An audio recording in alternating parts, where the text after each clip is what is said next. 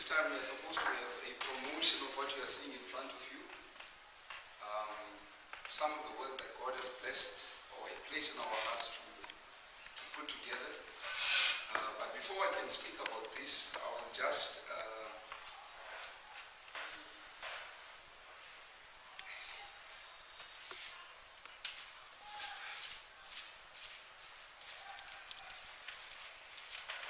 can we go to the book of Joel?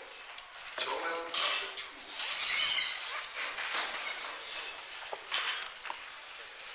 Joel chapter 2.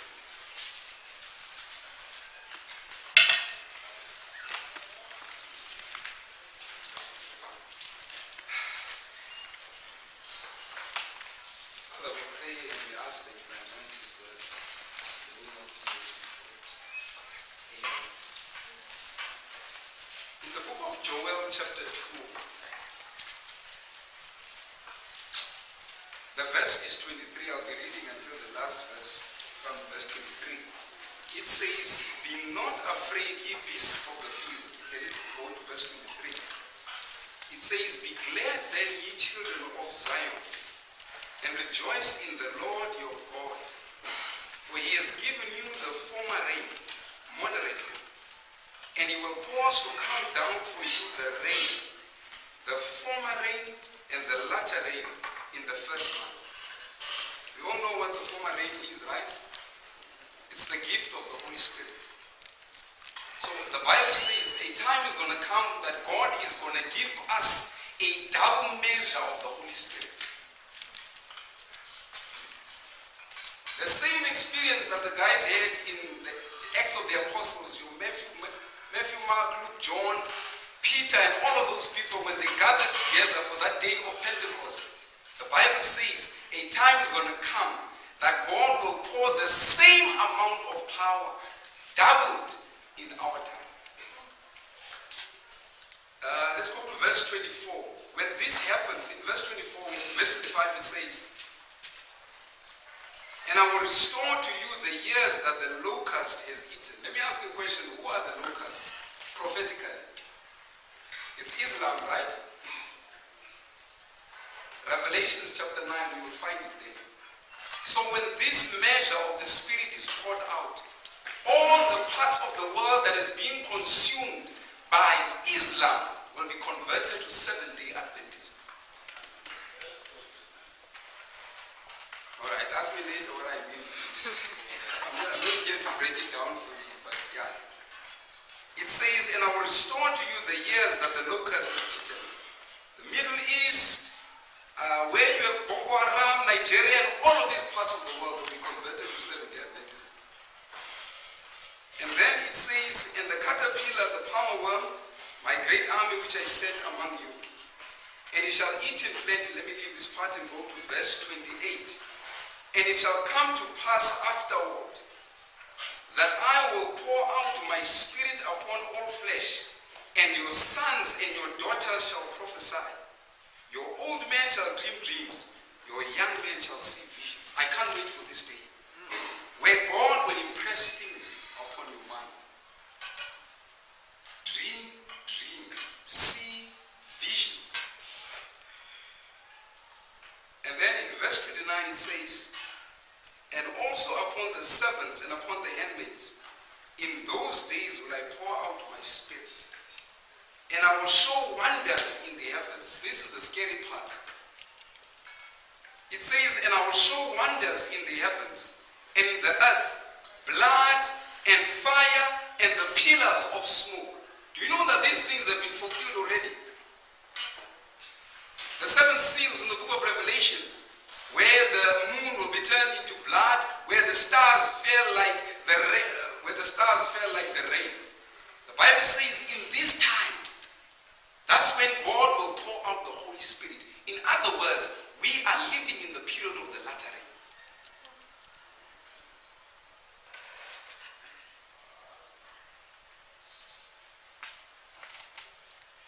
Okay, let's continue. Verse 30 it says, "And I will show wonders in the heavens and in the earth, blood and fire and pillars of smoke. The sun shall be turned into darkness and the moon into blood before," do you see it?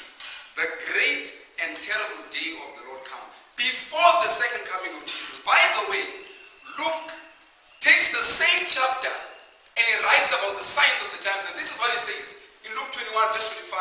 And there shall be signs in the sun and in the moon and in the stars, and upon this earth distress of nations with perplexity, the seas and the waves roaring, men's hearts failing them for fear and for looking after those things which are coming upon the earth, for the powers of the heaven shall be shaken.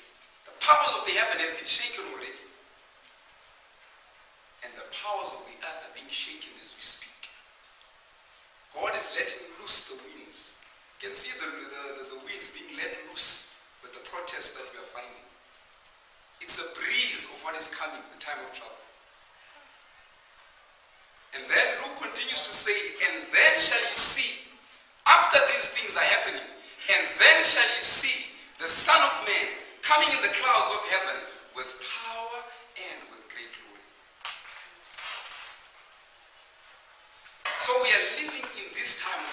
There's a distress among nations. You can't argue that. War in Nigeria, war in Congo, war in Syria, Libya, Israel, Palestine. There was war in Egypt, war in all of these places, Yemen, Tunisia, all these revolutions. These are signs showing us of what is about to take place. And we are living in that time. And when I read this, or as in my devotion, like as I'm studying this, I'm becoming more and more persuaded that God wants to end the world.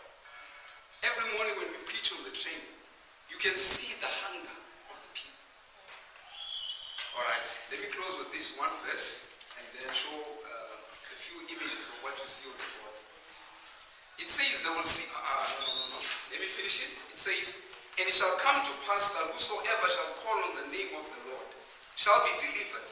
For in Mount Zion, not ZCC, not Pentecostal, but in Mount Zion, Daniel chapter 11, Mount Zion, the church, Seventh-day Adventism. This is what is going to happen. And in Jerusalem shall be deliverance, as the Lord has said, and in the remnant whom he has called, whom he shall call. Who is the remnant? It's us. So a time is going to come that people will pull our, not skirts, but our trousers, asking for deliverance because of what God has given us as a church. Alright.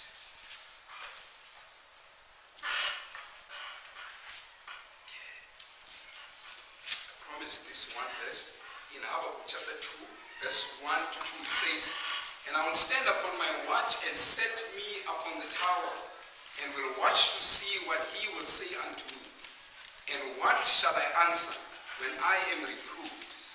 In verse 2 it says, and the Lord answered me and said, write the vision. So the things that God will be impressing upon us, God says, write. This is something you can claim. Anyone can claim it. Write the vision.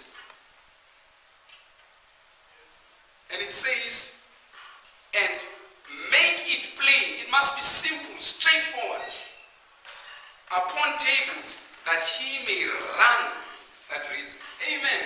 Amen. So that he may run that reads it. Alright. Let's go with this.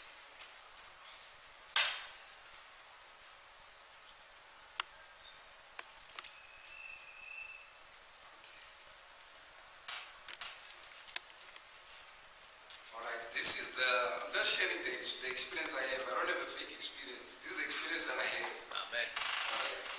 Without boasting anything, but it's an experience. Amen. God has placed in the heart to open a college. This will be the name of it, by faith. Called Victory College. Victory at Calvary. Simplified.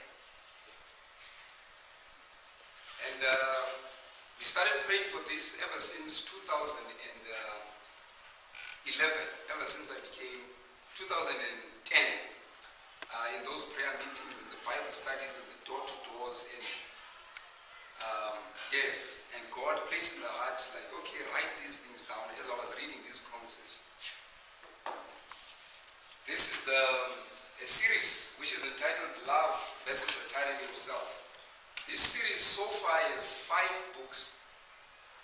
So what you are seeing here is the second volume. It's going to be available next year in February, the first week of February, by God's grace. It's almost done. It's entitled The Hope of Glory. And in 2014, I never thought I would speak or write about friendships, courtship, and marriage. I was never into that. But I don't know. God just placed it in the heart and he said, just write this thing. After, by the way, my brother over there, Paul O'Brien, did a seminar. And this was the theme of the seminar. You remember? God's perspective on friendship and courtship and marriage. So, God placed this, and this is already done. It's available. I'm just editing the last part. It's 180 pages. So you can feast. And this is what we are looking at.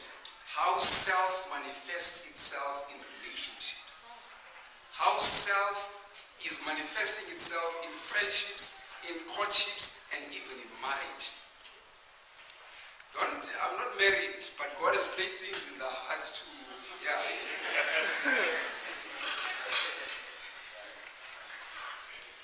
And then this is one that is dear to my heart for this reason. I was a Catholic for 21 years. Altar server, very devout, very focused, very this, yeah. And before I was an Adventist, in fact, I was on my way to a seminary to be a Catholic priest. And but God came through and saved me from that era. And ever since I've been burning with the desire, to write something on prophecy, because that's what I like the most, prophecy. So this is the title of the book, as you can see. It's 346 pages. What we are looking at is the Antichrist unveiled and the truth about 666. So in this booklet or book, what we are using Jeremiah chapter 13, where it says, can the Ethiopian change his skin, or the leopard his spots? Then may you also do good that are accustomed to do. And we know that the leopard represents Roman Catholicism in Revelation chapter 13, verse 1 to 2. And I stood upon the sand of the sea, and I saw a beast rising up and out of the sea, having 7 heads and 10 horns and 10 crowns, and upon his heads the names of blasphemy.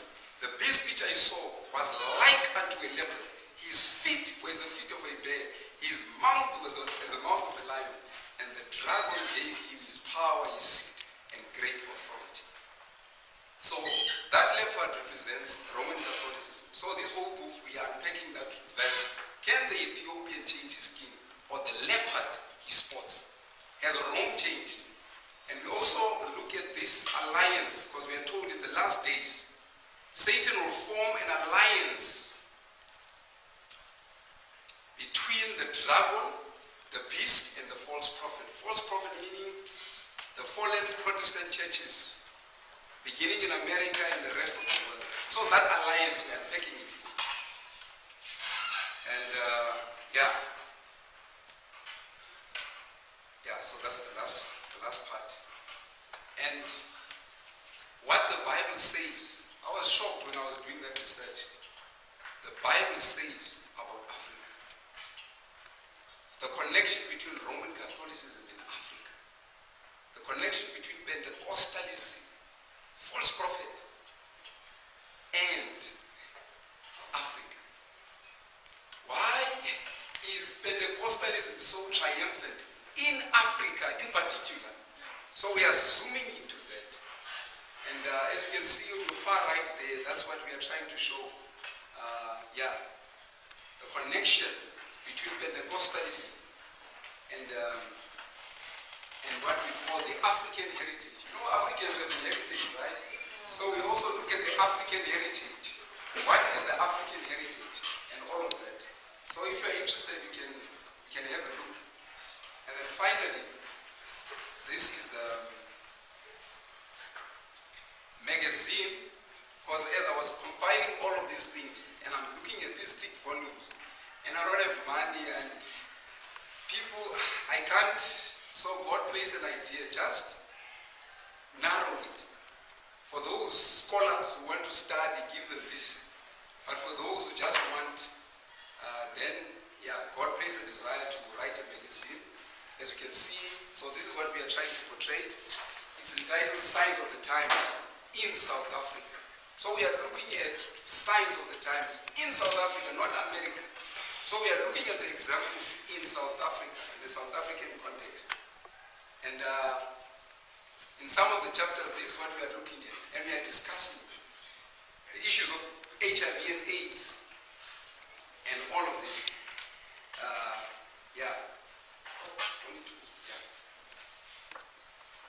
All right, so this is, I thought I should come and share with the rest of the brethren, hoping that you will support the ministry. For the sake of organization, there's my brother over here, Rendani. I'll be working with him on this project. He'll be the project manager. So he'll be busy with the promotions and everything. But then after all of this is done, we're going to do a series. We're going to record a series and then produce DVDs.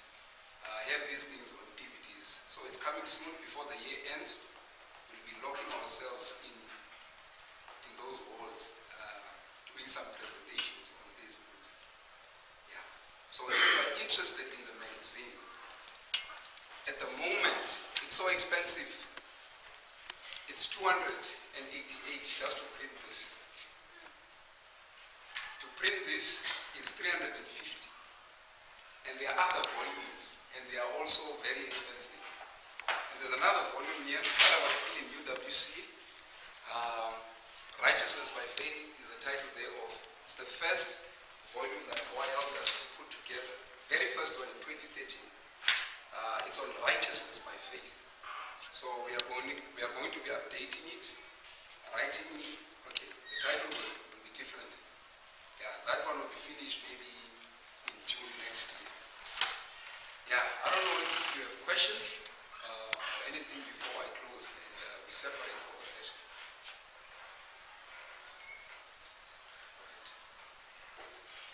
If there is no question, okay, before I come to that, okay, before you lift up your hand, if you wish to donate to this,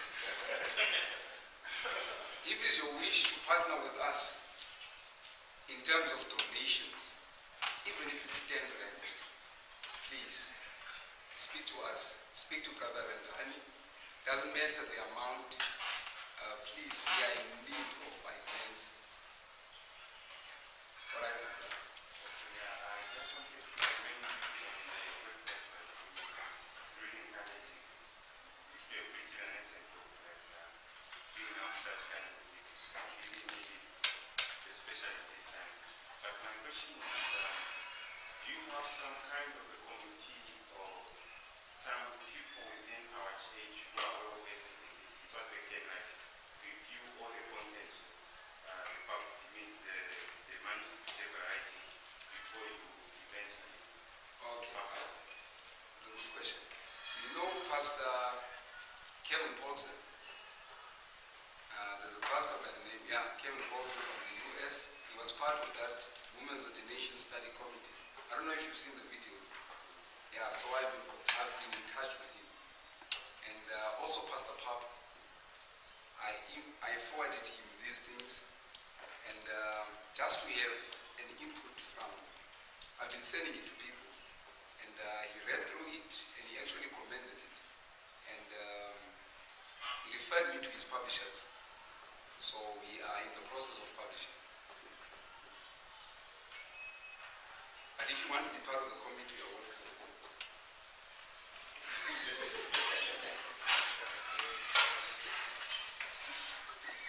I think that's all on my side.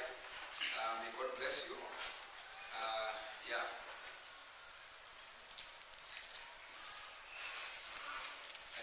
Brother Paul is supposed to have a session this side on emotional intelligence, and then how to study the Bible will be next door, and we'll also be doing the sanctuary next door. So